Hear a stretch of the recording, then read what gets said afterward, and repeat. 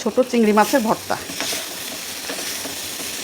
কাঁচা পেঁয়াজ, কাঁচা পাকা মরিচ আর বেশ কিছু পরিমাণ রসুন দিয়ে বেশ করে রান্না করে নিলাম। এই যে হয়ে গেছে। এখন আমি এটা পাটায় বাটবো। পাটায় বেড়ে নিলাম।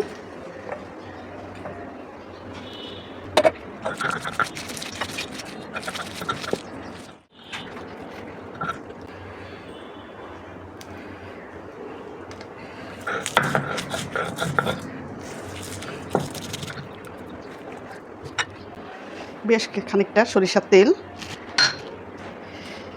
দিয়ে আচ্ছা করে মেখে নিলাম।